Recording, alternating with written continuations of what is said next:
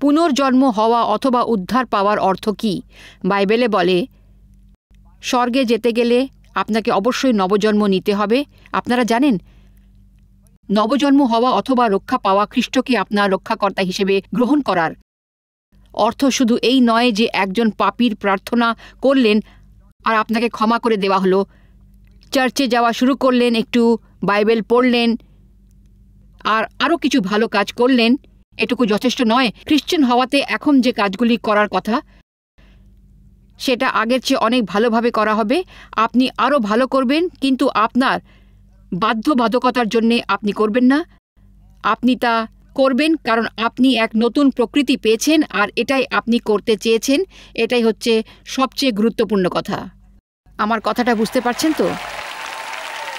এক নতুন প্রকৃতি।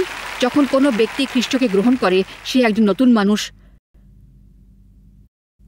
পুরনো সব কিছু চলে যায় আর সব কিছু নবরূপে হয়। এখন এই নতুন প্রকৃতির বিষয়ে মজার ব্যাপার হলো যে বেশিরভাগ মানুষই এটা বুঝতে পারেন না, আর এটা খ্রিস্টীয় জীবনযাপনের ক্ষেত্রে একটা বাধা হয়ে দাঁড়ায়। এমনকি যদি তারা চেষ্টাও করে যে নতুন প্রকৃতি ঈশ্বর আমাদের শরীরে প্রতিস্থাপনা করেন, এটা কোনো আলাদা বিষয় নয় তার থেকে।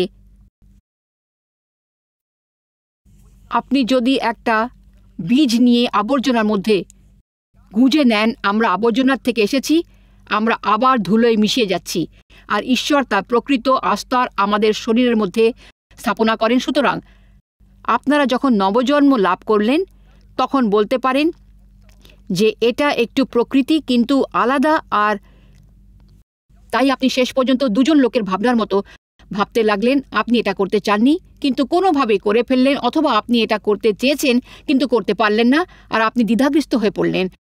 কিন্তু পুরো ব্যাপারটা হচ্ছে পবিত্র আত্মার সাথে কাজ করা আর নতুন প্রকৃতিকে নিয়া, ঈশ্বরের বাণী, প্রার্থনা আর ঈশ্বরের সাথে থাকা। প্রার্থনাকে অতিরিক্ত আধ্যাত্মিক হতে দেবেন না। এটা শুধু ঈশ্বরের সাথে কথা বলা, আর তার সাথে কথা বলা। যখন প্রার্থনা করেন তখন আধ্যাত্মিক হওয়ার আপনার প্রয়োজন নেই। শুধু ঈশ্বরের সাথে আপনাকে প্রত্যেক বিষয়, যে কোনো বিষয়ে কথা বলা। নবজন্ম লাভ করা মানে এই নয় যে আপনি কিছুটা আধ্যাত্মিক হয়েছেন আর প্রতি রবিবার সকালে 1 ঘন্টার জন্যে বেরিয়ে পড়লেন, তারপর সব কিছু গুটিয়ে সামনে রবিবারের জন্যে রেখে দিলেন যখন আপনি সত্যি সত্যি নবজন্ম লাভ করলেন। আমিন। আপনার সমস্ত জীবন একজন ধর্মপরায়ণ খ্রিস্টান হিসেবে আমি বহু বছর কাটিয়েছি। যদিও আমার নবজন্ম হয়েছিল, আমি মনে প্রাণে বিশ্বাস করি যদি ওই সময় মারা যেতাম তাহলে স্বর্গে যেতাম। আমি সত্যি বিশ্বাস করি না যে আমার প্রমাণ যথেষ্ট ছিল যার দ্বারা একজনকে শুভদিন প্রভান্বিত করা যাবে। তাই আমি খ্রিস্ট গ্রহণ করার পর আমাদের একটা মিনিস্ট্রি থাকতো, প্রত্যেকেরই একটা থাকে, মানে আমাদের মধ্যে অনেক কাজ করে একজন উদাহরণ হওয়ার সুবাদে। যখন আপনার নবজন্ম হলো, ঈশ্বর আপনাকে একটা নতুন হৃদয় দিলেন, এমনকি আপনি একটা নতুন মনও পান। রোমিওরা এটাকে বলে আত্মার মন। দুঃখের বিষয় আপনাদের মধ্যে এখনও শারীরিক মন রয়েছে। বাইবেলে বলে আমাদের মধ্যে খ্রিস্টের মন রয়েছে, তাই আমরা এখন এখানে। এর আগে আমরা পাপ কাজ করতাম আর উপভোগ করতাম, এ নিয়ে কোনো মাথা ব্যথা ছিল না, কিন্তু আমরা এখন নতুন প্রকৃত পেয়েছি। আর যখনই আমার কোনো ভুল করি সেটা আমাদের ভাবায়, বেশ, আমরা এখন এই নতুন প্রকৃতিকে নেওয়া আর পবিত্র আত্মার সঙ্গে কাজ করা যতক্ষণ না নতুন প্রকৃতি পুরনো প্রকৃতির তুলনায় শক্তিশালী হয়। আমিন। সেই কারণেই আমরা ঈশ্বরের সাথে পথ চলি। আমরা এটাকে বলি ঈশ্বরের সাথে চলা। এত বছর ধরে খ্রিস্টান হিসেবে আমি যখন পিছনের দিকে দেখি আমার খুব আশ্চর্য লাগে। আপনি যদি 2-1 বছর আগে নবজন্ম লাভ করেন তবে এই পথ চলার সম্বন্ধে এখনও বেশি কিছু জানেন না। কিন্তু একটা কথা নিশ্চিত, আর বাইবেলে বলে ঈশ্বর আমাদের পরিবর্তন করেন। যখন আমরা বাণী অধ্যয়ন করি, ঈশ্বর আমাদের পরিবর্তন করেন উজ্জ্বল থেকে উজ্জ্বলতর। যে মুহূর্তে আপনি খ্রিস্টান গ্রহণ করলেন, ঈশ্বর আপনার মধ্যে শুভ কাজ শুরু করে দেন, আর এটা তিনি সম্পূর্ণ করে শেষ করেন। তিনি কখনো আপনাকে ছেড়ে দেবেন না, আর আপনি যদি কখনো তাকে না ছাড়েন তখন আপনি যা চেয়েছেন তা হবে। যখনই আপনি নবজন্ম লাভ করলেন, আপনি একটা বীজ যার মধ্যে ঈশ্বরের সব কিছু আছে আপনার আত্মার মধ্যে নিলেন। ঈশ্বর ভক্তি থেকে বলা, আপনি অন্তঃসত্ত্বা হলেন। বেশিরভাগ অন্তঃসত্ত্বা মহিলারা প্রথম দিকে যখন বলেন আমি অন্তঃসত্ত্বা, আর লোকেরা বলেন দেখে তো আমাকে অন্তঃসত্ত্বা মনে হচ্ছে না। এটা সেরকমই আপনি যখন প্রথম খ্রিস্টান হলেন, মানে আপনি কারোকে যখন এই অদ্ভুত ব্যাপার সম্বন্ধে বলতে পারবেন যা আপনার সাথে ঘটেছে, তখন তারা ভাবতে পারবে যে বেশ, তোমাকে তো খুবই সুরক্ষিত দেখাচ্ছে না, অথবা তুমি সুরক্ষিত সেরকম তো কিছু মনে হচ্ছে না। আপনি একজন নতুন মানুষ হলেন। ঈশ্বর আপনার অন্তরে বাস করতে আসেন, আপনার মধ্যে শক্তি থাকে, জীবনের প্রতিটি ক্ষেত্রে পরিবর্তন আনতে পারেন। এমন কোনো জায়গা নেই যেখানে আপনি জয়লাভ করতে পারবেন না। আমি আমার গ্যারেজে গিয়ে 1 মাস বসে থাকতে পারি, কিন্তু আমার গাড়ি ঠিক হবে না। আপনি চার্চে গিয়ে বসে থাকতে পারেন, কিন্তু তার মানে নয় আপনি খ্রিস্টান হয়ে যাবেন। একজন খ্রিস্টান হতে গেলে আপনাকে অবশ্যই খ্রিস্টকে গ্রহণ করতে হবে। আপনার হৃদয় বাইবেলে আন্তরিকভাবে বলে আপনাকে মনোপ্রাণে বিশ্বাস করতে হবে আর নিজের মুখে স্বীকার করতে হবে যে যিশু হচ্ছেন প্রভু। যিশু আমাদের জন্যে ক্রুশে গিয়েছিলেন। ঈশ্বরের একমাত্র পুত্র, আসলে ঈশ্বর নিজে মানুষের শরীরে এসেছেন, নিষ্ঠার সাথে জীবন যাপন করতেন, শিষ্যদের শিক্ষা দান করেছিলেন, ক্রুশে গিয়েছিলেন, আমাদের পাপের জন্যে মৃত্যু বরণ করেছিলেন আর আমাদের সমস্ত পাপের শাস্তি নিজে নিয়েছিলেন। তাই প্রত্যেক মানুষ যারা তাঁর ওপর বিশ্বাস রেখেছেন তারা হয়তো একটা শাশ্বত জীবন পাবেন। আর যদি আপনি বিশ্বাস করেন, আপনি নিজের মুখে স্বীকার করতে ইচ্ছুক একটা পাপীর প্রার্থনা থেকে, তাহলে চুপ করে থাকাটা সত্যি একটা কঠিন ব্যাপার, আবার তার প্রমাণও নেই। তাই আমি প্রস্তাব করছি আপনি এখন যে জায়গায় আছেন সেখানে লোকেদের নিয়ে প্রার্থনা করুন যারা আজই খ্রিস্ট গ্রহণ করতে চায়। আপনি কখনো এই সিদ্ধান্ত নেননি। হতে পারে আপনি কারোর সাথে অতিথি হিসেবে এসেছেন, হতে পারে আমাকে টিভিতে দেখে এসেছেন, বা শুধুই হয়তো আসতে চেয়েছেন। দেখুন, আমি যেরকম দেখতে যা আপনারা যা জানেন আমি তাই। আর আমরা এখানে কোনো রকম প্রদর্শন করতে আসিনি। আমি একটা কারণের জন্যে এখানে এসেছি, আর সেটা হচ্ছে আমি ঈশ্বরের বাণীকে বিশ্বাস করি যা মানুষের জীবনকে পরিবর্তন করে। আমি গত 38 বছরে সম্পূর্ণ নাটকীয়ভাবে একদম গোড়ার থেকে পরিবর্তিত হয়েছি, কারণ এটা শিখেছি আর নিজের জীবনকে সেই অনুসারে শৃঙ্খলাবদ্ধ করেছি। আর তাই আপনি যদি কখনো খ্রিস্ট না গ্রহণ করেন, অথবা হতে পারে আপনি ঈশ্বরের সেবা করার চেষ্টা করেছেন, তাহলে শুধু সম্পূর্ণ ধর্মীয় দায়টা আপনার পক্ষে বেশি হয়ে যাবে আর ভাববেন যে এটাতে কোনো কাজ হলো না, এটা খুব কঠিন, আর আপনার পতন শুরু হলো। আমি বিশ্বাস করি কোনো একজন যে একবার খ্রিস্ট গ্রহণ করেছেন আর তারপর তাকে আজ্ঞা করার চেষ্টা করলে সেটা যে তাকে একেবারে গ্রহণ করেনি তার থেকেও ঘৃণ্য। কারণ যখন আপনার নতুন প্রকৃতি নেই, আপনি আপনার পাপ উপভোগ করে যাচ্ছেন। কিন্তু যখন আপনি একবার নতুন প্রকৃতি পালেন, আপনি আর পাপ উপভোগ করতে পারলেন না। উপরন্তু তার উপর যিশুর মৃত্যু হয়নি, তাই আপনারা একটা ধর্ম পেলেন। সুতরাং আপনারা ধর্মের ব্যাপারে কথা বলা বন্ধ করুন। যিশুর মৃত্যু হয়েছিল, তাই আমাদের ব্যাপারটা এত গভীর, এত অন্তরঙ্গ আর ব্যক্তিগত সম্পর্ক গড়ে উঠতে পারে ঈশ্বরের সঙ্গে। তার মাধ্যমে তিনি বলেছেন, আমি ওই পথ। তিনি পথ পিতার নিকট যাওয়ার জন্যে। যিশুর যখন মৃত্যু হয় তখন পুরনো একটা মন্দিরের সামনে ঈশ্বর ভক্তদের মাঝপথে একটা ঘন আবরণ ছিল। পবিত্রতা সেটা ছিল সবচেয়ে ভিতরের অংশ, আর এটা পবিত্র স্থানটিকে বাইরের দুনিয়া থেকে আলাদা করেছিল। এই মন্দিরে আমাদের পথটাকে প্রতিনিধিত্ব করে, আর আমরা ইচ্ছাই দেহ, আত্মা আর চেতনা। ঈশ্বর ওই সব গভীরতম অংশে বাস করতে আসেন। যেমন ঈশ্বর বছরে একবার প্রধান পুরোহিতের সঙ্গে দেখা করেন, ওই ঈশ্বর ভক্তদের পবিত্রতার মধ্যে, কিন্তু প্রধান পুরোহিত ছাড়া আর কেউ পারবে না।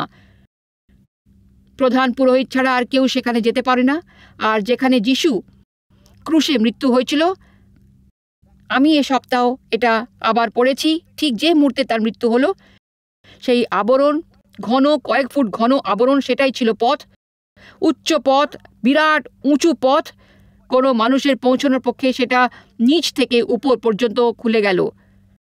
এর অর্থ কি? পথটা এখন সাধারণ মানুষের জন্য খুলে গেল ঈশ্বরের সান্নিধ্যে আসার, আর তারা তাদের পাপ স্বীকার করেন, তাদের পাপ করে দেওয়া হয়, ঈশ্বরের সঙ্গে একটা সুন্দর জড়ালো সম্পর্ক তৈরি হয়। পলের মতো হন আর বলুন, আমি তাকে জানার জন্যে আর মানুষের অন্তির পুনরুত্থানের তা স্থির প্রতিজ্ঞ যে শক্তি সেটা আমাকে মৃতদের মধ্যে থেকে তুলে ধরেছে। সুতরাং আপনার যদি জন্ম কখনো না হয় তবে আপনি পতিত, অথবা আমি মনে করি অনেকে আছে যারা চার্চে যায় কিন্তু তাদের সত্যিকারের নবজন্ম হয়নি। আসলে আপনার জীবনকে ঈশ্বরের কাছে প্রকাশ করেননি। আপনি বলুন, আমি আত্মসমর্পণ করেছি, তাই আজ আমি লোকেদের নিয়ে ঈশ্বরের কাছে প্রার্থনা করি। আপনারা যদি আজ এই প্রার্থনা গ্রহণ করতে চান, কিছুক্ষণ অপেক্ষা করুন আর আপনি বলেন, আমি এটা করতে চাই না। জানেন, আমার মনে হচ্ছে আপনারা ওই সাম্রাজ্যে নাক গলাতে পারবেন না।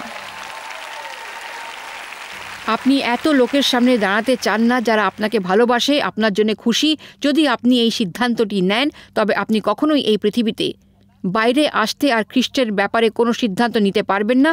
আর সেটাই যা আমাদের অবশ্যই করতে হবে, যে আমাদের খ্রিস্টের জন্যে সাহসী সিদ্ধান্ত নিতে হবে। সুতরাং আজ যদি আপনি কোনো আছেন এখানে, এমনকি পেছনের দিকে আপনি বাড়িতে কাজ করেছেন কিন্তু আপনি আমার কথা শুনছেন, আপনি যদি খ্রিস্টকে রক্ষাকর্তা হিসেবে গ্রহণ না করেন তবে আপনার পতন হয়েছে। জানেন তো, সোজা কথা, আমি কিছু জানি না। আমি আশা রাখি যে আমি সুরক্ষিত। আমি বলতে চাই যে আমি নিশ্চিত নই। আমি ঠিক জানি না স্বর্গে যাব কি না। আজই আপনার ঠিক করে নিন যে কি করবেন। আপনি যতদিন চার্চে উপস্থিত হয়েছেন সেটা ব্যাপার নয়। আর আপনারা জানেন যে আমি চাই আপনারা চার্চে যান।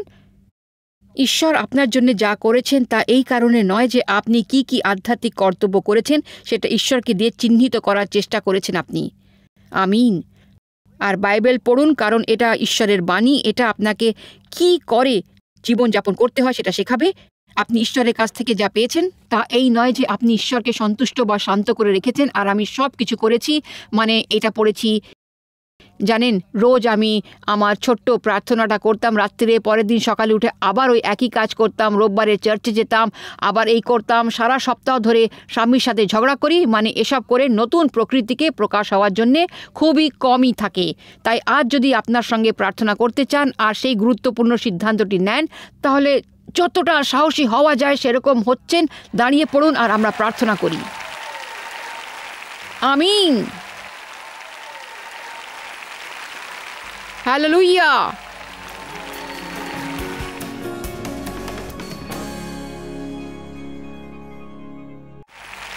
এটা হচ্ছে প্রার্থনা শুরু করার পদ্ধতি। আমিন। ঠিক আছে, এখন শুনুন, ঈশ্বরের সাম্রাজ্যের এই আমরা হচ্ছি খুব সুন্দর, খুব নিকটের। আর যদি আপনি স্পর্শ পেতে না চান তবে এই মুহূর্তে এটা শেষ করুন, কারণ এই মানুষগুলো যারা দাঁড়িয়ে আছেন তারা ঈশ্বরের পরিবার থেকে এসেছেন। আর আপনি যদি এই সব পরিবারের হন তবে আপনি ইতিমধ্যে নবজন্ম লাভ করেছেন। শুধু তাদের কাছে পৌঁছে যান আর তাদের হাত স্পর্শ করুন। চাপ দেবেন না, তাদের কাঁধে আপনার হাত রাখুন, তাদের হাত ধরুন, শুধু একটু ভালোবাসা দেখান। চারিদিকে দেখা যাক যদি কেউ বাকি না থাকে, কারণ যদি কেউ বাকি থাকে দেখো। আমিন। আমি চাই আপনাদের সবাইকে একসাথে প্রার্থনা করতে হবে যাতে তারা সহজ বোধ করে। আর আমি আপনাদের বোঝাতে চাই, আপনারা যারা এই প্রার্থনা করছেন তারা আন্তরিক। আমি আপনাদের কিছু বোঝাতে চাই, আর এটাই খুব সহজ নয়, কিন্তু এটা পাপীর জীবন থেকে অনেক ভালো। ঈশ্বর কখনো এমন শপথ করেননি যে আমাদের জীবন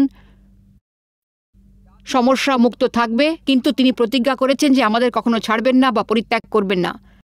আর বলতে চাই যে যিশুর সঙ্গে সবচেয়ে খারাপ দিনটা আপনার যিশুকে ছাড়া সবচেয়ে ভালো দিনটার থেকে অনেক অনেক ভালো। আমিন। সুতরাং আপনারা একটা অঙ্গীকার করছেন যখন এই প্রার্থনার করছেন। আর এখন আসুন, পিতা ঈশ্বর, আমি আপনাকে ভালোবাসি। যিশু, আমি আপনাকে বিশ্বাস করি। আমি মনে করি আপনি আমার জন্য মৃত্যুবরণ করেছেন, আমার জন্য আপনি আপনার রক্ত ঝরিয়েছেন, আমাকে ক্ষমা করুন, কিন্তু আমি আমার পাপের জন্য দুঃখিত আর তার জন্য আমি অনুশোচনা করছি। আমি এই পাপ জীবন থেকে ফিরতে চাই যিশু। আমি আপনাকে এই মুহূর্তে গ্রহণ করছি। আমার হৃদয়ে আসুন, আমার অন্তরে থাকুন, আমাকে সেই নতুন প্রকৃতি দিন। আমি আপনাকে চাই আর নিজেকে আপনাকে সমর্পণ করছি। আমি আত্মসমর্পণ করছি। আমাকে আমার মতো করে গ্রহণ করুন, আমাকে আপনার মতো করে গড়ে তুলুন। আমি স্বর্গের যাত্রী আর আমি এই যাত্রা উপভোগ করছি। আমি রক্ষা পেলাম, আমার নবজন্ম হলো। আমিন। যদি আপনার উদ্ধার প্রয়োজন হয়, আমি নিশ্চয়ই আশা করব আপনাকে শুধু আমার সাথে ওই প্রার্থনা করতে হবে। আর আপনি যদি তা করে থাকেন, তবে এটা সবথেকে সঠিক সিদ্ধান্ত হবে। ঈশ্বরকে জানা খুব গুরুত্বপূর্ণ বিষয় শান্তি পাওয়ার জন্যে। ঈশ্বর আপনাদের সঙ্গে আছেন, একটা বিশ্বাস করা, স্বর্গে যাওয়ার আশা করা। ঈশ্বর আপনাকে ভালোবাসেন, তিনি আপনার পাপ ক্ষমা করার জন্য প্রস্তুত। এবার শুনুন একটা উৎসাহজনক গল্প বলি, যেখানে একজন ব্যক্তি তার জীবন ঈশ্বরকে দান করেছিলেন। এখানে একজন ভদ্রলোক উপস্থিত আছেন যিনি তার অভিজ্ঞতার কথা বলবেন। রন রডম্যান জয়েস মায়ারের সভায় ডেনভার কলোরাডোতে তার কাহিনী বলেছিলেন। যখন তিনি প্রথম জয়েস মায়ারের বই দেখেছিলেন, সেই অভিজ্ঞতার কথা তিনি বলেছিলেন। আর এটা যে বলার মতো একটা সুন্দর গল্প ছিল, তা সেই দিনই পরিষ্কার হয়ে গেছিল। আমি কভারে আপনার ছবি দেখছিলাম আর আমি নিজেকে বলছিলাম, কেন চোখে চোখ রাখতে পারছি না।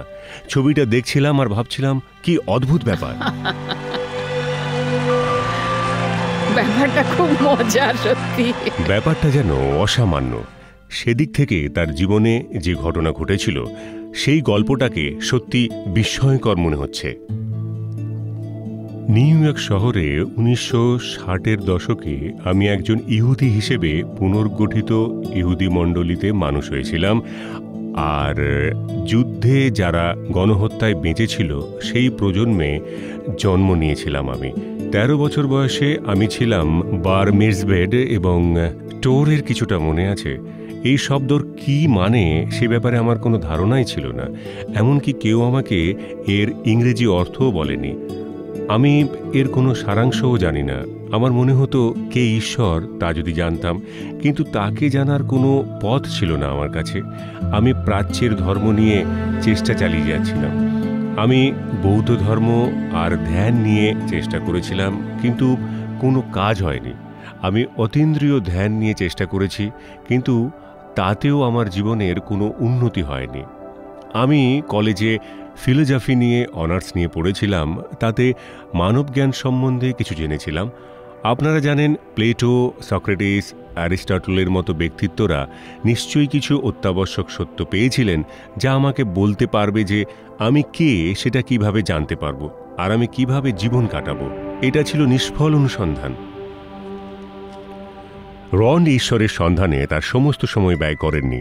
1977-এর শুরুতে তিনি তার জীবনসাথী খুঁজে পান, মার্থা। বেশিরভাগ মানুষের মধ্যেই কিছু নেই যাদের আমি ঘরে বা বাইরে দেখেছি, তাই সে একজন সম্পূর্ণ আলাদা মানুষ। আর আমার মনে হলো, দারুণ, ও তো একদম খোলা বইয়ের মতো, সত্যি খুব খুব সুন্দর, খুব মিষ্টি আর সপ্রতিভ ছিল। না, আমাদের ইহুদি মতে বিয়ে হয়নি। একজন স্ত্রীলোক আমাদের বিয়ে দিয়েছিলেন। তিনি সায়েন্স অফ মাইন্ড চার্চের মিনিস্টার ছিলেন। দয়া করে জিজ্ঞেস করবেন না যে সেটা কী জিনিস, আমি বলতে পারবো না। আমরা শুধু একজনকে খুঁজছিলাম যে আমাকে আইনসম্মত বিয়ে দিতে পারবে। স্বামী স্ত্রী ঘর বসালেন, তারপর 2 বাচ্চা হলো, বেন আর ক্লিয়ার। রডম্যানরা একটা সুখী পরিবার ছিল, তবুও মনের গভীরে যেন ছিল কি একটা নেই। 2005-এর ডিসেম্বর মাসে আমি স্ত্রীকে ক্রিসমাসের উপহার দেওয়ার জন্য কেনাকাটা করছি। একটা বই উপহার দেব ভাবলাম। মলের মধ্যে একটা বড় নামি বইয়ের দোকান, আর আমরা সেখানে ক্রিসমাস উদযাপন করেছিলাম। কিন্তু ক্রিসমাসের উৎসবটা ছিল ছুটি কাটানোর মতো নয়। আর আমি ওর জন্য একটা বিশেষ বই খুঁজছিলাম, আর ছুটির দিনের জন্য দোকান খুব ভিড় ছিল। প্রদর্শনের জন্য তারা অতিরিক্ত টেবিলের ব্যবস্থা করেছিল। তাদের বই গোছানোর জন্য অনেক কর্মচারীও ছিল। আমি এরকম একটা টেবিলে আকৃষ্ট হলাম, তাই আমি বইগুলো একটু তুলে নিলাম। সব শেষে যে বইটা তুলে নিয়েছিলাম, কোনো কারণে বইটার কভারের ওপর চোখ পড়েছিল। এতে লেখা ছিল ব্যাটলফিল্ড অফ দ্য মাইন্ড, লেখক জয়েস মায়ার। আর আমি জয়েসের ছবিটা দেখছিলাম আর সরল মনে ভাবছিলাম, কি অদ্ভুত, এই মহিলা নিশ্চয়ই একজন খ্রিস্টান, যিনি কোনো খ্রিস্টীয় বার্তা পাঠাচ্ছেন। আর খ্রিস্টান সম্বন্ধে আমার দৃষ্টিভঙ্গি খুব ভালো ছিল না। আমি ভাবতাম তারা আত্মবিশ্বাসী, আর মনে হতো যুক্তি বা কোনো কারণ তারা মানেন না আর বোকা হয়ে আছেন।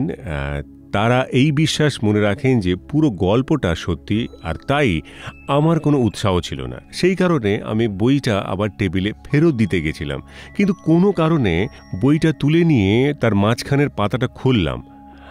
আর যে লাইনটা আমার প্রথম চোখে পড়ল সেটা ছিল, যে কারণে আপনি বইটা নির্বাচন করছেন তার কারণ ঈশ্বর, যিনি আপনাকে সৃষ্টি করেছেন, আপনার সঙ্গে অন্তরঙ্গ ব্যক্তিগত সম্পর্ক চান। তারপর আমি পড়তে থাকলাম আর বইটা কিনে নিলাম আর বইটা নিয়ে ঘরে এলাম। আর আমি চাইছিলাম না পরিবারের লোকেরা দেখুক আমাকে বইটা পড়তে। আমি লুকিয়ে রেখেছিলাম, চাইছিলাম না যে তারা মনে করুক আমি একটা খ্রিস্টান বই কিনেছি আর সেটাকে বিশ্বাসযোগ্যতা দিচ্ছি। কিন্তু আমি পড়ে যাচ্ছিলাম, আর বইটাতে জয়েস মায়ার বাইবেল থেকে যিশুর বাণী উদ্ধৃত করে লিখেছেন। আমার বাইবেল ছিল না, তাই আমি বাইবেলের বড় সংস্করণ কিনে ঘরে নিয়ে এলাম, আর সেটা আবার লুকিয়ে রেখেছিলাম। বইটা আমি কয়েক সপ্তাহ ধরে লুকিয়ে লুকিয়ে পড়ছিলাম। তারপর একদিন বিকেলবেলায় আমি শোয়ার ঘরে ঢুকে দেখলাম আমার স্ত্রী মার্থা বিছানায় শুয়ে বাইবেল পড়ছে। আমি তো অবাক হয়ে গেলাম যে মার্থা কি করে বাইবেলটা পেল, আমি তো লুকিয়ে রেখেছিলাম। আমি চুপি চুপি দেখতে থাকলাম যে মার্থা কেন বাইবেল পড়ছে। আমি একেবারে বিস্ময়ে হতবাক হয়ে গেলাম। জানেন, আমায় দেখে সে কিছুটা লজ্জা পেয়ে বলল, ও বা, আমি এটা তোমাকে দেখাতে চাইনি, আমি একটু লুকিয়ে লুকিয়ে পড়ছিলাম। আপনারা জানেন, ও এটাকে আমার কাছে লুকিয়ে রেখেছিল।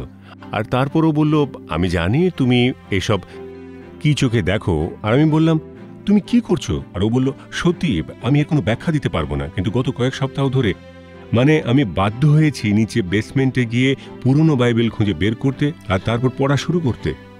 যখন রড বুঝতে পারল যে আমি বাইবেল পড়ছিলাম, ও নিশ্চিন্তে আমাকে জয়েস মায়ারের বইটা দেখালো। আর তাই ও আমাকে কিছুটা পড়ে শোনাতো, আর আমি ওকে বাইবেল থেকে পড়ে শুনিয়ে বলতাম, দেখো, নতুন টেস্টামেন্ট আর পুরনো টেস্টামেন্টে একই কথা লেখা, এখানে এটা খুবই তাৎপর্যপূর্ণ। আর ও আমাকে জয়েস মেয়ার কি লিখেছেন তা পড়ে শোনাতো, আর সব মিলে যেত। এটা ছিল সত্যের অপূর্ব মিশ্রণ। যেহেতু রড আর মার্থা সত্যটা জানতে পেরেছিল, তাদের বাচ্চাদেরকে যিশুর কাছে নেওয়া খুব সহজ হয়েছিল। বেন আর ক্লেয়ার, তারাও তাদের হৃদয় খ্রিস্টকে অর্পণ করেছিল। আর 1 বছর পর রড এইসব বইয়ের মধ্যে মনোনিবেশ করল। পুরো রডম্যান পরিবার জানতে পারল যে যিশু খ্রিস্ট তাদের রক্ষাকর্তা। সেদিন ক্লেয়ার বলল, জানো, এরকম দেখা যায় না যে পুরো পরিবারটা এভাবে রক্ষা পেয়ে গেল, কিন্তু আমাদের কাছে যেন ঈশ্বর বলছেন, এই পথে রডম্যানদের 4 জনের দল। আর আমাদের পরিবারের পরিবর্তন হলো, আমরা ঈশ্বরের ভালোবাসা পেয়েছি, যা পবিত্র আত্মার মাধ্যমে আমাদের প্রত্যেকের অন্তরে বাস করে। তাই আমরা সম্পূর্ণ আলাদা পথে নিজেদের মধ্যে যোগাযোগ করি। রক্ষা পাওয়ার পূর্বে আমি কিছু বিশ্বাস করতাম না। আমার পৃথিবী সম্বন্ধে দৃষ্টিভঙ্গি কখনো 2-3টে বাক্যতে এক করতে পারতাম না। ঈশ্বর চেতনার মাধ্যমে আমাকে ব্যাখ্যা করেন যে আপনি কে আর তার কাছে আপনি কে। শেষ পর্যন্ত আমি বুঝতে পেরেছি আমি কে। আমার স্ত্রীর স্বামী হতে পেরেছি, সন্তানদের বাবা হতে পেরেছি, আমি আমার মালিকের কর্মচারী হতে পেরেছি, আমার যা হওয়ার কথা তা আমি হতে পেরেছি। আগে আমার কোনো ধারণাই ছিল না যে সত্যি আমি কে। আমি খুঁজছিলাম, ঈশ্বর আমাকে পৃথিবী সম্বন্ধে জ্ঞান দিয়েছেন, আর এই জন্য আমি প্রতিদিন ঈশ্বরকে ধন্যবাদ জানাই। আমি আর আমার পরিবার সত্য দ্বারা আশীর্বাদ প্রাপ্ত হয়েছি। একবার আপনি সত্যকে প্রাপ্ত হয়েছেন, আর এটা আপনাকে মুক্তি দেবে, যেমন বইতে বলেছে। ঈশ্বর আপনার সহায় হন।